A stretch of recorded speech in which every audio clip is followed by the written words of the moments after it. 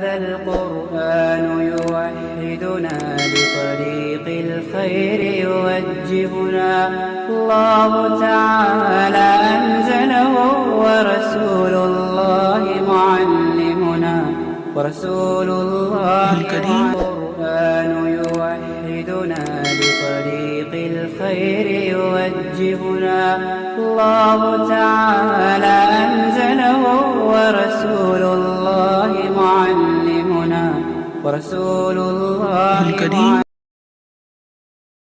السلام علیکم ورحمۃ اللہ وبرکاتہ، نحمده ونصلی علی رسولہ الکریم، اما بعد فاعوذ باللہ من الشیطان الرجیم، بسم اللہ الرحمن الرحیم، رب اشرح لی صدری ویسر لی امری واحلل عقدۃ من لسانی یفقہوا قولی۔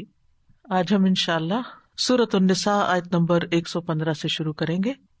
وَمَن يُشَاقِقِ الرَّسُولَ مِن بَعْدِ مَا تَبَيَّنَ لَهُ الْهُدَى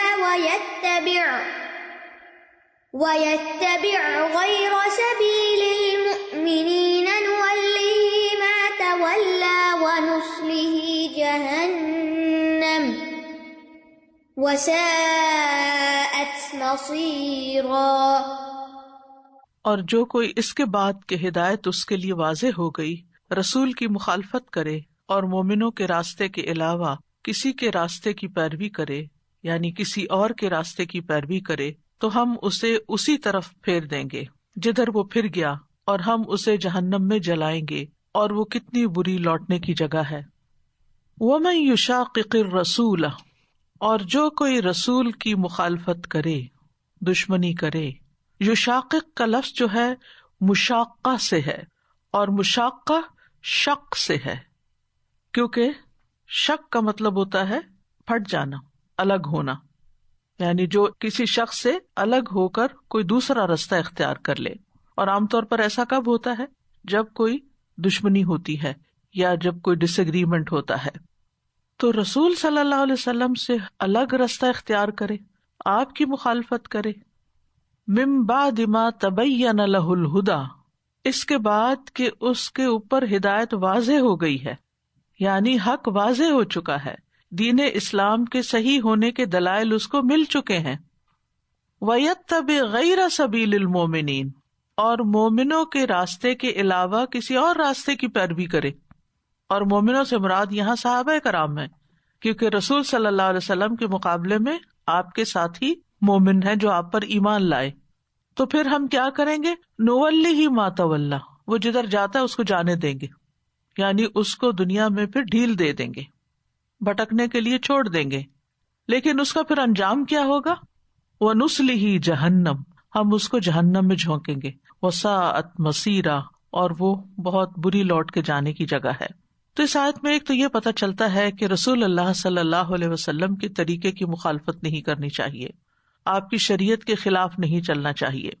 اگر کوئی شخص اس طریقے پہ چلے جو شریعت کے علاوہ ہے، جسے رسول اللہ صلی اللہ علیہ وسلم لے کر آئے ہیں، جبکہ اس کے سامنے رسول اللہ صلی اللہ علیہ وسلم کا طریقہ واضح بھی ہو، ظاہر بھی ہو، اس کو معلوم بھی ہو، اور وہ جان بوجھ کر آپ کی مخالفت کرے اور کوئی اور طریقہ اختیار کرے، یعنی دوسرے لفظوں میں کہیے سنت کی مخالفت کرے، تو پھر اس شخص کو سوچ لینا چاہیے کہ اس کا انجام بہت بھیانک ہے۔ سورۃ النور میں آتا ہے فَلْيَحْذَرِ الَّذِينَ يُخَالِفُونَ عَنْ أَمْرِهِ أَن تُصِيبَهُمْ فِتْنَةٌ أَوْ يُصِيبَهُمْ عَذَابٌ أَلِيمٌ، سو لازم ہے کہ وہ لوگ ڈریں جو اس کا حکم ماننے سے پیچھے رہتے ہیں، کہ انہیں کوئی فتنہ آ پہنچے یا انہیں دردناک عذاب آ پہنچے، یعنی دنیا میں بھی وہ کسی فتنے کا شکار ہو جائے، یا پھر انہیں کوئی مصیبت پہنچے، تکلیف پہنچے، اور آخرت کی تکلیف تو یہاں بتا ہی دی گئی ہے اس آیت میں۔ اب یہ دوسرے راستے کون سے ہیں؟ یعنی وہ تمام راستے جو آپ صلی اللہ علیہ وسلم کے راستے کی مخالفت کرتے ہیں، اس کے اپوزٹ جاتے ہوں، چاہے انسان کی اپنی رائے ہی کیوں نہ ہو، یعنی کہ میری عقل تو یہ کہتی ہے، میرا دل تو یہ نہیں مانتا، مجھے تو اس سنت میں کوئی لاجک نظر نہیں آتی، آج کے دور میں یہ چل نہیں سکتا، یا پھر یہ کہ کسی اور کی رائے کو لے لے، یعنی رسول اللہ صلی اللہ علیہ وسلم کی صحیح واضح حدیث کو چھوڑ کر کسی اسکالر کے کال کو اس کے اوپر ترجیح دے، چاہے وہ کتنا ہی بڑا اسکالر کیوں نہ ہو۔ امام مالک کے پاس ایک شخص آیا، کہنے لگا اے ابو عبداللہ میں احرام کہاں سے باندھوں؟ انہوں نے کہا ذوالحلیفہ سے، نبی صلی اللہ علیہ وسلم نے وہیں سے باندھا تھا. اس نے کہا میں مسجد سے یعنی مسجد نبوی سے احرام باندھنا چاہتا ہوں. تو انہوں نے کہا ایسا نہ کرو. اس نے کہا میں چاہتا ہوں کہ میں مسجد میں قبر کے قریب سے احرام باندھوں، یعنی پروفٹ کے قریب سے احرام باندھوں. انہوں نے کہا ایسا نہ کرنا، مجھے ڈر ہے کہ تم کسی فتنے میں مبتلا نہ ہو جاؤ. اس نے کہا اس میں کون سا فتنہ ہے، میں تو صرف چند میل کا فاصلہ ہی زیادہ کرنا چاہتا ہوں. اپنی طرف سے نیک نیتی کا اظہار کر رہا تھا. تو امام مالک نے کہا اس سے بڑا فتنہ اور کیا ہو سکتا ہے کہ تم اس زائد کام کی، ایکسٹرا کام کی طرف سبقت لے جانا چاہ رہے ہو جسے رسول اللہ صلی اللہ علیہ وسلم نے چھوڑ دیا، جو آپ نے اختیار نہیں کیا، یعنی تم ان سے بھی آگے بڑھنا چاہتے ہو. اور میں نے اللہ تعالیٰ کو فرماتے ہوئے سنا ہے فَلْيَحْذَرِ الَّذِينَ يُخَالِفُونَ عَنْ أَمْرِهِ أَن تُصِيبَهُمْ فِتْنَةٌ أَوْ يُصِيبَهُمْ عَذَابٌ أَلِيمٌ.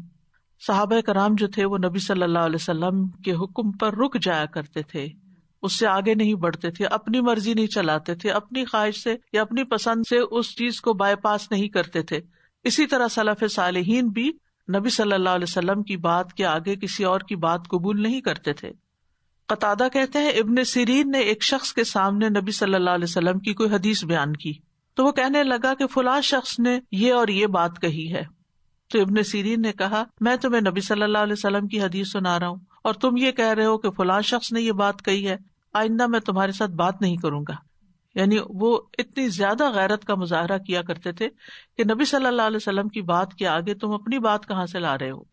اور وَيَتَّبِعْ غَيْرَ سَبِيلِ الْمُؤْمِنِينَ، یعنی ایک تو نبی صلی اللہ علیہ وسلم کی سنت ہے اور پھر صحابہ کے طریقے کی پیروی بھی لازم ہے، یعنی ان کے طریقے سے بھی نہیں ہٹنا چاہیے. وَيَتَّبِعْ غَيْرَ سَبِيلِ الْمُؤْمِنِينَ، یعنی مومنوں کا راستہ جو انہوں نے عقائد میں، اعمال میں، عبادات میں اختیار کیا نبی صلی اللہ علیہ وسلم کی سنت کے مطابق، کیونکہ وہ سب سے پہلے پیروکار تھے نبی صلی اللہ علیہ وسلم کی اور آپ کی تعلیم کا مکمل نمونہ تھے. اور ویسے بھی ہم دیکھتے ہیں کہ ان آیات کے نزول کے وقت ان کے سوا تو مومنوں کا کوئی اور گروہ نہیں تھا، وہی مومنوں کا گروہ تھا.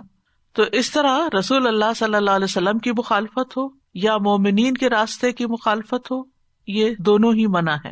اور نبی صلی اللہ علیہ وسلم کی سنت تو نص ہوتی ہے اور صحابہ کرام کا جو طریقہ کار ہے اس کے بارے میں کہا جاتا ہے، یا اس کے بعد جو علماء امت ہیں مومنوں میں سے، تو یہ اجماع کہلاتا ہے، یعنی جس پر وہ متفق ہو جائیں.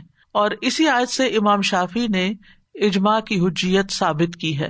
انہوں نے اجماع کی دلیل میں قرآن مجید کا 300 بار مطالعہ کیا، 300 بار پڑھا، اور آخری بار جا کر ان کا اس آیت پر دل کھلا کہ اس سے مراد اجماع ہے، یعنی اجماع امت ہے.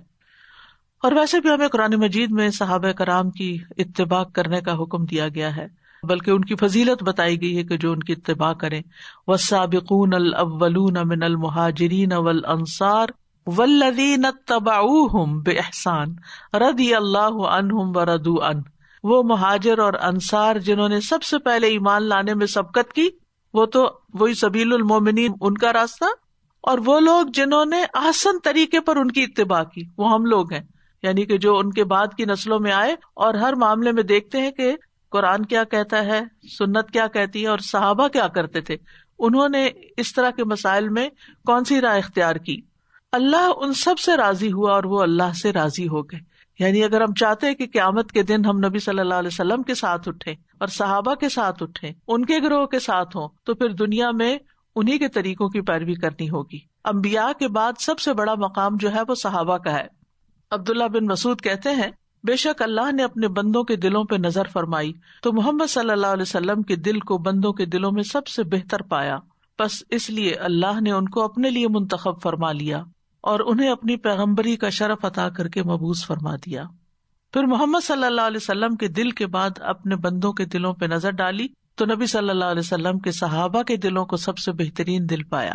چنانچہ اللہ نے انہیں اپنے نبی کے وزیر بنا دیا جو ان کے دین کے لیے قتال کرتے ہیں. اس لیے مسلمان جس چیز کو اچھا سمجھے، یعنی صحابہ جس چیز کو اچھا سمجھے وہ اللہ کے نزدیک بھی اچھی ہے، اور جس چیز کو وہ برا سمجھے وہ اللہ کے نزدیک بھی بری ہے.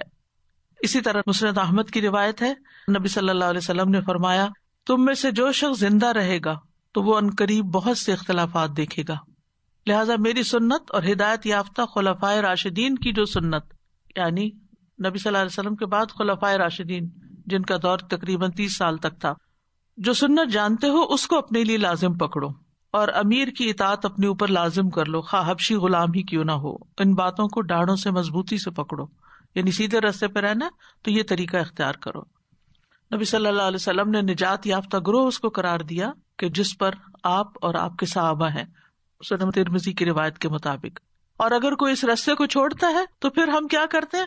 نولیہ ما تولی، وہ جس کو آئیڈیالائز کرتا ہے، جس کے پیچھے جانا چاہتا ہے، ہم اس کو جانے دیتے ہیں، زبردستی واپس نہیں پکڑ کے لاتے، کیونکہ دنیا میں اللہ تعالیٰ نے انسان کو آزادی دی ہے، مہلت دی ہے، اور پھر اس کے لیے وہ راستہ آسان کر دیا جاتا ہے، مزین کر دیا جاتا ہے، اور وہ اس کے دل کو بھاتا ہے اور وہ اسی کی پیروی کرنے لگتا ہے، اور ادھر جاتے جاتے سنستدرجہم من حیث لا یعلمون، وہاں پہنچ جاتے ہیں جہاں انہیں پتہ بھی نہیں چلتا، ونذرہم فی طغیانہم یعمہون۔ تو اس سے یہ پتہ چلتا ہے کہ انسان اپنی گمراہی کا پھر خود ذمہ دار ہے۔ اللہ نے واضح معیار کرائیٹیریا رکھ دیا ہمارے سامنے کہ کس کو فالو کرنا ہے، لیکن جب انسان خود اس سے منہ موڑتا ہے تو پھر اللہ تعالیٰ اس کو چھوڑ دیتے ہیں۔ لیکن یہ چھوڑنا صرف دنیا کی حد تک ہے، آخرت میں پکڑ ہوگی۔ وَنُصْلِهِ جَهَنَّمَ وَسَاءَتْ مَصِيرًا، ہم اسے جہنم میں جھونکیں گے اور وہ برا ٹھکانہ ہے۔ یعنی حق کے راستے کی مخالفت کرنے والوں کے لیے یہاں شدید وعید سنائی گئی ہے۔ اور نصلیہ کا لفظ جو ہے سلی ان سے ہے، السلی صاد لام یا، اس کا مطلب ہوتا ہے آگ کو بھڑکانا، دہکانا، آگ سیکنا۔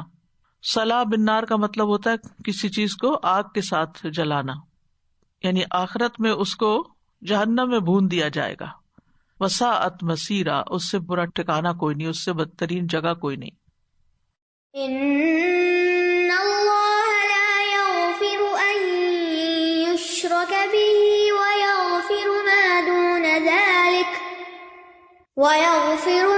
دُونَ ذَلِكَ لِمَن يَشَاءُ وَمَن يُشْرِكْ بِاللَّهِ فَقَدْ ضَلَّ ضَلَالًا بَعِيدًا۔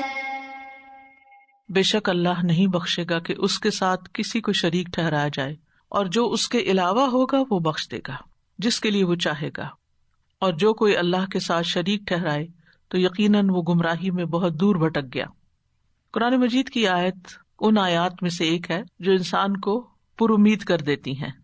اسی طرح سورۃ النساء کی آیت نمبر 48 بھی ہے، ان اللہ لا یغفر ان یشرک بہ ویغفر ما دون ذلک لمن یشاء ومن یشرک باللہ فقد افتری اثما عظیما۔ بے شک اللہ اس بات کو نہیں بخشے گا کہ اس کا شریک بنایا جائے، اور وہ بخش دے گا جو اس کے علاوہ ہے جسے چاہے گا، اور جو اللہ کا شریک بنائے تو یقیناً اس نے بہت بڑا گناہ کھڑا۔ اسی طرح قرآن مجید کی کچھ اور آیتیں بھی ہیں جو انسان کو بہت ہوپ دلاتی ہیں، جن میں جنات عدن یدخلونہا سورۃ الرعد کی آیت 23 ہے، سورۃ الضحیٰ کی آیت ہے وَلَسَوْفَ يُعْطِيكَ رَبُّكَ فَتَرْضَىٰ۔ بہرحال قرآن مجید تو سارے کا سارا ہی انسان کے اندر ایک ایمان پیدا کرتا ہے، روشنی پیدا کرتا ہے، راہ دکھاتا ہے اس کو۔ تو یہاں فرمائے ان اللہ لا یغفر ان یشرک بہ، یقیناً اللہ معاف نہیں کرے گا، بخشے گا نہیں اس بات کو کہ اس کے ساتھ کسی کو شریک ٹھہرایا جائے۔ یعنی جو شخص کفر پر مرے گا، شرک پر مرے گا، اللہ تعالیٰ اس کو معاف نہیں کرے گا۔ یہاں اسپیسیفکلی شرک کی بات کی جا رہی ہے جو ایک قسم کا کفر بھی ہے۔ شرک کا لغوی معنی ہوتا ہے کسی کو کسی چیز میں حصے دار بنا دینا، شریک بنا دینا، پارٹنر بنا دینا، جیسے بزنس پارٹنرز ہوتے ہیں، لائف پارٹنر ہوتا ہے، اور کئی چیزوں میں پارٹنرشپ ہوتی ہے۔ تو معبود ہونے میں، الہ ہونے میں کسی کو پارٹنر بنا دینا، اور وہ بھی مخلوق کو، کیونکہ اللہ سبحانہ تعالیٰ کے علاوہ جتنی بھی چیزیں ہیں وہ سب کیا ہیں؟ مخلوق ہیں۔ تو مخلوق کو خالق کے برابر قرار دے دینا، اس سے بڑا ظلم کوئی نہیں۔ اور اصطلاحی معنوں میں اللہ تعالیٰ کی ذات اور صفات میں کسی کو بھی شریک کرنا شرک کہلاتا ہے، چاہے وہ مٹی اور پتھر کے بت ہوں، چاہے وہ انسان ہو، چاہے وہ کوئی بھی آبجیکٹ ہو، کیونکہ بات صرف انسانوں اور پتھروں تک نہیں رہ گئی، لکڑی بھی اور ہر مٹیریل کے بت بنتے ہیں، اور اس کے علاوہ جانوروں میں سے بھی کئی جانوروں کو بت بنایا ہوا ہے اور پوجا جا رہا ہے۔ تو ایک تو یہ مخلوق ہے جس کو اللہ کا شریک کر دیا جاتا ہے کہ ان کے پاس بھی کچھ اختیارات ہیں، اور ایک ہے اپنی خواہش نفس کو الہ بنا لینا، کہ اللہ کے حکم کی بجائے اپنے دل کی مرضی ماننا۔ تو الہ جو ہے ایک ہی ہے جو اللہ رب العزت ہے، باقی مخلوق ہے، وہ الہ نہیں ہے۔ اور تیسرے ہم اس کے بندے ہیں، ہم الہ نہیں ہیں، ہم معبود نہیں ہیں. اپنی پرستش نہیں کرنی چاہیے، اپنی خواہشات کے پیچھے نہیں چلنا چاہیے، اللہ سبحانہ وتعالیٰ کی بات ماننی چاہیے. تو شرک کی 3 بڑی اقسام بتائی جاتی ہیں. نمبر 1 ربوبیت میں شرک، یعنی اگر کوئی یہ کہے کہ اللہ کے ساتھ کوئی اور بھی خالق، مالک، مدبر ہے تو وہ شرک کرتا ہے. پھر الوہیت میں شرک، یعنی اللہ کے علاوہ کسی اور کو معبود سمجھنا، اس کے آگے عبادت کے ریچولز بجا لانا، جیسے سجدہ کرنا کسی کے آگے، یا اس سے دعا مانگنا کہ آپ ہماری بگڑی بنائیں، ٹھیک ہے، یا پھر اس کے نام پر کچھ ذبح کرنا، کیونکہ ان صلاتی و نسکی و محیای و مماتی للہ رب العالمین. تو صلاۃ اللہ کے علاوہ کسی اور کے لیے نہیں ہو سکتی. اسی طرح قربانی بھی اللہ کے علاوہ کسی اور کے لیے نہیں ہوگی. اور زندگی میں کوئی بھی کام جو ہم کرتے ہیں محیایا، وہ بھی کسی اور کے نام پر نہیں، اور اسی طرح مرنا بھی کسی اور کے نام پر نہیں، چاہے شہید ہی کیوں نہ ہو. وہ ریاکاری ہے، وہ شرک اصغر ہے، ٹھیک ہے. اور قیامت کے دن ایسے ریاکاروں کو لایا جائے گا اور سب سے پہلے جہنم میں جھونکا جائے گا اسی وجہ سے. تو اسی طرح توحید اسماء و صفات میں شرک، کہ اگر کوئی یہ سمجھے کہ اللہ کی صفات میں کوئی اس جیسا اور بھی ہے، یا اللہ سبحانہ تعالیٰ کے بارے میں ایسی باتیں سوچے کہ جیسے کسی مخلوق کے بارے میں سوچتے ہیں. مثلا کوئی کہے کہ اللہ تعالیٰ عرش پر ایسے مستوی ہے جیسے انسان کسی تخت پر بیٹھا ہوتا ہے، نعوذ باللہ، یہ تصور بھی نہیں لانا چاہیے. اسی طرح جب یہ آتا ہے کہ آسمان دنیا پہ اللہ تعالیٰ نازل ہوتے ہیں تو یوں انسان سوچے کہ وہ کوئی جیسے چھت سے نیچے اترتا ہے، ایسا نہیں ہے. اللہ سبحانہ تعالیٰ کے بارے میں یاد رکھیے لیسا کمثلہ شیء. جب کوئی خیال ذہن میں آئے نا، اللہ کا نام لے کے کوئی چیز آ جائے، اس کو نگیٹ کر دیں. اور اللہ نور السماوات والارض، ٹھیک ہے. تو ہر چیز کو اپنے ذہن سے وائپ آؤٹ کریں، ورنہ وہ چیز کیا بن گئی، ساتھ شریک ہو گئی. وہ نہیں ہے اللہ جو آپ کے اندر خیال میں کوئی چیز سمائی ہوئی ہے. ہر شخص بچپن میں نا ایک کوئی پکچر بنا لیتا ہے اپنے ذہن میں اللہ کی، جو بچوں کو اللہ کے بارے میں بتاتے ہیں، تو اس کو نکالنا ہے کہ وہ نہیں ہے. یعنی یہ سوچنا بھی کہ کوئی اور چیز اللہ کی طرح ہے، وہ ہے ہی نہیں. جو چیز آئے آپ کا نہیں، اللہ تعالیٰ ایسا نہیں ہے، ایسا نہیں ہے، ایسا نہیں ہے، ٹھیک ہے. وَيَغْفِرُ مَا دُونَ ذَلِكَ لِمَن يَشَاءُ، وہ بخش دے گا اس کے علاوہ جو بھی ہوگا جس کو چاہے گا. یعنی شرک کے علاوہ گناہوں کی معافی اللہ کی مشیت کے تحت ہے. اللہ چاہے گا تو معاف کر دے گا، چاہے گا تو ان سے درگزر کرے گا اور ان کو جنت میں داخل کر دے گا، چاہے گا تو پہلے عذاب دے گا پھر جنت میں لے جائے گا، ٹھیک ہے. لیکن یہ یاد رکھیے کہ اللہ تعالیٰ کی مغفرت بہت وسیع ہے، ہر چیز کے اوپر چھائی ہوئی ہے. قرآن مجید میں آتا ہے ان ربک واسع المغفرہ. انسان اپنی جان پہ کوئی ظلم کر لیتا ہے یا کسی پہ کوئی ظلم کر لیتا ہے، پھر اس کو شرمندگی ہوتی ہے، ندامت ہوتی ہے، تو اس کو کیا چاہیے، اللہ تعالیٰ سے معافی مانگ لے، تو اللہ تعالیٰ اس کو معاف کر دے گا جس کو اللہ چاہے گا. وہ اللہ کا فیصلہ ہے، وہ جانتا ہے کہ یہ سچے دل سے توبہ کر رہا ہے یا پھر کیا کر رہا ہے، اوپر سے بات کر رہا ہے، یہ صرف زبانی کلامی باتیں ہیں اور دل اس کا کوئی نہیں ہے اس طرف. تو پھر ہمارا فیصلہ نہیں ہے، فیصلہ اللہ کا ہے کہ کس کو معاف کرنا ہے اور کس سے نہیں. لیکن یہ یاد رکھیے کہ بڑے سے بڑا گناہ معاف ہو جاتا ہے. اللہ سے پر امید رہیے. وَمَن يُشْرِكْ بِاللَّهِ فَقَدْ ضَلَّ ضَلَالًا بَعِيدًا، اور جو اللہ کے ساتھ کسی کو شریک ٹھہرائے گا تو وہ تو یقیناً بہت دور تک بھٹک گیا، یعنی وہ تو گمراہی کی حدیں پار کر گیا. تو اس سے کیا پتہ چلتا کہ شرک کرنا گمراہی ہے، اور گمراہی کا بھی حد سے نکلنا. قرآن مجید میں کئی جگہ پر شرک کرنے والوں کی مذمت کی گئی، جیسے یہاں پر کہ وہ بھٹکے ہوئے حد سے نکلے میں. اور شرک ایک ناقابل معافی گناہ ہے، مشرک کے اعمال بھی قبول نہیں ہوتے.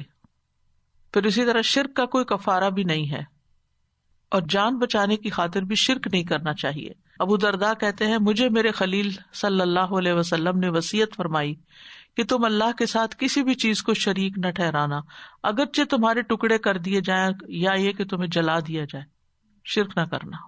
تو ہمیں شرک سے بچنے کے لیے دعا بھی کرنی چاہیے کہ اللہم انی اعوذ بک من ان اشرک بک وانا اعلم واعوذ بک من ان اشرک بک وانا لا اعلم، کہ اللہ اس شرک سے بھی میں تیری پناہ میں آتی ہوں جس کے بارے میں جانتی ہوں اور جس کو میں جانتی بھی نہیں، میں اس کا ارتکاب ہی نہ کروں، دونوں قسم کا. آپ ہی مجھے پناہ میں رکھیے، حفاظت میں رکھیے.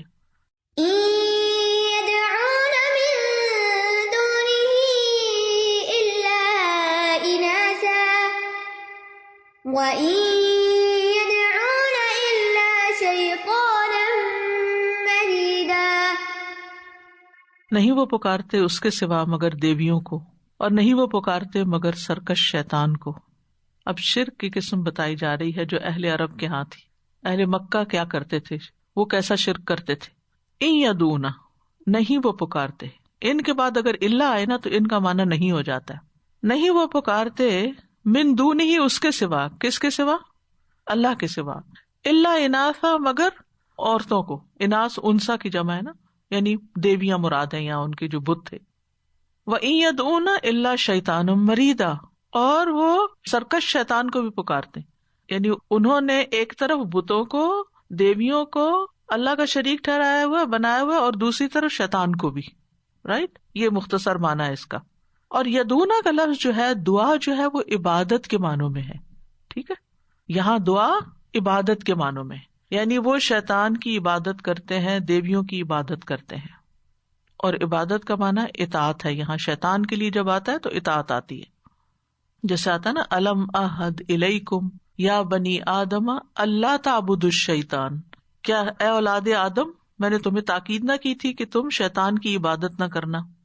اب تو خیر ایسے لوگ موجود ہیں اور ایسے سیکٹس یا کلٹس موجود ہیں کہ جو باقاعدہ شیطان کی عبادت کرتے ہیں اور ان کے نام پہ چرچز بھی بنائے ہوئے ہیں، لیکن عمومی طور پر شیطان کی عبادت سے مراد اس کے وسوسوں میں آنا، اس کے بہلاوے میں آ جانا، اس کے رستے پہ چل پڑنا۔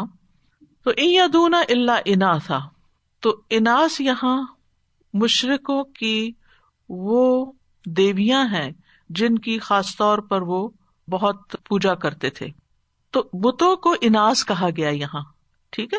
بتوں کو اناث کہا گیا کیونکہ زیادہ تر بت عورتوں کی شکل میں تھے، اٹریکٹو بنانے کے لیے۔ تو بتوں کے اکثر نام مؤنث ہیں، یعنی وہ ایسے بتوں کی عبادت کرتے ہیں جن کے نام عورتوں پر ہوتے ہیں، جیسے لات ہے تو یہ الہ کا مؤنث ہے، ٹھیک ہے؟ عزا ہے تو یہ عزیز کا مؤنث ہے، العزیز اللہ کا نام ہے نا۔ منات ہے تو منان کا مؤنث ہے۔ سورۃ النجم میں آتا نا افرأیتم اللات والعزی ومناۃ الثالثۃ الاخری الکم الذکر ولہ الانثی تلک اذا قسمۃ ضیزی ان ہی الا اسماء سمیتموها انتم وآباؤکم ما انزل اللہ بہا من سلطان۔ اور آج بھی اگر آپ کسی بت خانے میں جائیں تو آپ دیکھیں گے کہ بتوں کو عورتوں کے لباس پہنائے ہوئے ہوں گے، گوٹے کے ناری والے، اور عورتوں کی طرح زیورات پہنائے گئے ہوں گے اور ان کا میک اپ کیا گیا ہوگا۔ حسن بصری کہتے ہیں کہ عرب کے قبائل میں سے ہر قبیلے کا ایک بت ہوتا اور وہ اس کا ایسا نام رکھتے کہ انسا بنی فلان، اور وہ اس کو زیورات سے اس طرح مزین کرتے جیسے عورتوں کو کیا جاتا ہے، یعنی جب وہ ان کو خوبصورت شکل میں دیکھتے تو پھر ان سے متاثر ہوتے اور ان سے دعائیں کرتے اور ان کے آگے سجدے کرتے۔ لیکن یہ یاد رکھیے کہ نبی صلی اللہ علیہ وسلم نے ان سب کو اپنی زندگی میں گروا دیا تھا، توڑوا دیا تھا۔ 8 ہجری کو رسول اللہ صلی اللہ علیہ وسلم نے فتح مکہ کے بعد خالد بن ولید رضی اللہ عنہ کی زیر نگرانی 30 سواروں کے دستے میں عزا کو توڑنے کے لیے بھیجا تھا۔ تو وہ گئے اور انہوں نے بت توڑ دیا اور واپس آ گئے۔ تو آپ نے فرمایا کہ تم نے نہیں توڑا، اسے واپس جا کے توڑو۔ وہ حیران ہوئے کہ کیوں نہیں؟ خیر وہ واپس گئے اور ابھی ننگی تلوار لے کے کھڑے ہی تھے تو سامنے سے سیاہ بکھرے بالوں والی عورت آ گئی۔ تو جو بت کا مجاور تھا وہ چلایا، لیکن خالد بن ولید نے اس عورت کو 2 ٹکڑے کر دیا۔ جب واپس آ کے رسول اللہ صلی اللہ علیہ وسلم کو خبر دی تو آپ نے فرمایا یہی عزا تھی، اب وہ ہمیشہ کے لیے مایوس ہو گئی کہ تمہارے دیس میں اس کی پرستش ہوگی۔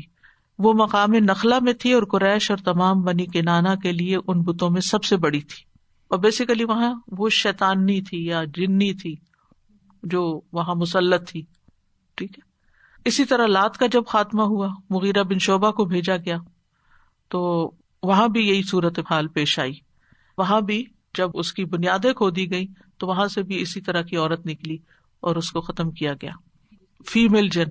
اسی لیے ساتھ ہی فرمایا نا وَإِن يَدْعُونَ إِلَّا شَيْطَانًا مَرِيدًا، کہ بیسیکلی یہ سارا شیطانی کاروبار ہے، شیطان ہی مسلط ہے۔ دوسرا یہ کہ اہل عرب عورتوں کو کمزور سمجھتے تھے، اور back of the mind in کی یہ بات تھی کہ بت جو ہے وہ عورتوں کی طرح کمزور ہی ہوتے ہیں، بہت کچھ نہیں کر سکتے۔ اور اناس اس لیے بھی کہا کہ وہ کچھ کر نہیں سکتے، ان کی بے بسی بیان ہوئی، اور قرآن مجید میں سورۃ الحج میں آتا نا، یا ایھا الناس ضرب مثل فاستمعوا له ان الذین تدعون من دون اللہ لن یخلقوا ذبابا ولو اجتمعوا وان یسلبهم الذباب شیئا لا یستنقذوه منه ضعف الطالب والمطلوب. تو طالب بت ہیں اور مطلوب جو ہے وہ مکھی ہے، اور ایک اور قول کے مطابق طالب مشرکین ہے اور مطلوب بت ہیں، دونوں ہی کمزور ہیں، کچھ نہیں کر سکتے، نہ بت اپنے نفع نقصان کے مالک ہیں اور نہ یہ لوگ. ان تدعوہم لا یسمعوا دعاءکم، اگر انہیں پکارو تو وہ تمہاری دعا سنتے ہی نہیں. ولو سمعوا ما استجابوا لکم، سن بھی لیں تو تمہیں جواب نہیں دے سکتے. ویوم القیامۃ یکفرون بشرککم، قیامت کے دن تمہارے شرک کا انکار کر دیں گے. ولا ینبئک مثل خبیر، اور ایک پوری خبر رکھنے والے کی طرح تمہیں کوئی خبر نہیں دے گا. اسی طرح اہل عرب کا یہ عقیدہ تھا کہ فرشتے اللہ کی بیٹیاں ہیں، نعوذ باللہ، ٹھیک ہے. اور اناس سے مراد یہاں فرشتے ہیں، یعنی ایک قول یہ بھی ہے جیسے سورۃ زخرف میں بھی آتا ہے.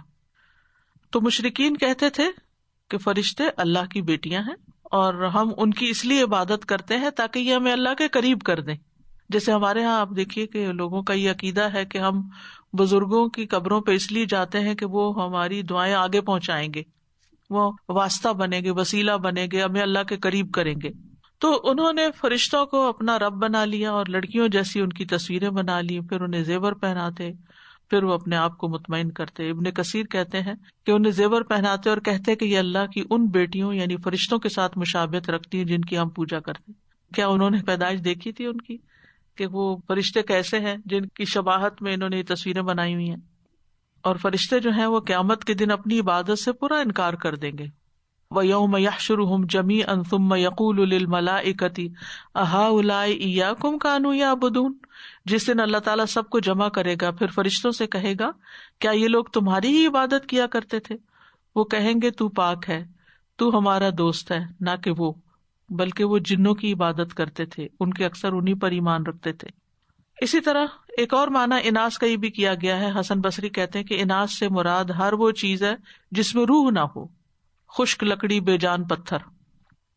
اور یہ جو بات ہے کہ وَإِن يَدْعُونَ إِلَّا شَيْطَانًا مَرِيدًا، تو ابی ابن کعب کہتے ہیں کہ ہر بت کے ساتھ ایک جن عورت ہوتی تھی.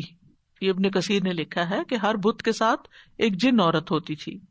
وَإِن يَدْعُونَ إِلَّا شَيْطَانًا مَرِيدًا، مرید کا مطلب ہوتا ہے سرکشی کرنے والا، ضدی، جو شر اور فساد میں انتہا کو پہنچا ہوا. شیطان کی ضد یاد ہے؟ اچھا ایک بات یاد رکھیے کہ شیطان جو ہے وہ جنوں میں سے، اور جن جو ہے وہ آگ سے پیدا ہوئے. تو جن اور شیطان میں کیا فرق ہے؟ وہ کہتے ہیں جو جن ہوتے ہیں نا وہ مومن بھی ہوتے ہیں اور غیر مومن بھی ہوتے ہیں. تو جو غیر مومن ہے وہ شیطان کہلاتے ہیں، اس لیے اپنے بچوں کو کبھی بھی شیطان نہیں کہنا چاہیے، ٹھیک ہے. تو مرید کا مطلب ہے سرکش. تو شیطان کو مرید کیوں کہا گیا؟ کیونکہ وہ ہر شر کے لیے تیار ہوتا ہے، خیر و برکت سے خالی. امرد کہتے ہیں اس نوخیز لڑکے کو جس کی داڑھی وغیرہ نہ ہو، بالوں سے خالی، اس درخت کو جس کے اوپر کچھ نہ اگتا اور پتے وتے نہ ہو، وہ شجر امرد کہلاتا ہے. اور ریتلا علاقہ جہاں کچھ نہیں اگتا اس کو رملتن مردا کہا جاتا ہے. تو شیطان بھی ہر خیر سے خالی ہے، اس لیے اس کو مرید کہا گیا. اور یہ کہتے ہیں کہ شر اور فساد پھیلانے والے جو شیاطین ہیں وہ 4 درجوں پر ہیں. پہلا درجہ مرید کا ہے، یعنی جو سب سے زیادہ سرکش ہے. دوسرا افریت ہے. تیسرا ساکن ہے. ساکن کا مطلب سکونت اختیار کرنے والا، جو گھروں میں رہتا ہے. چوتھا جنی ہے، یعنی جن. افریت جو ہے مرید کے تحت ہوتا ہے اور جنی جو ہے وہ ساکن کے تحت ہوتا ہے. واللہ عالم.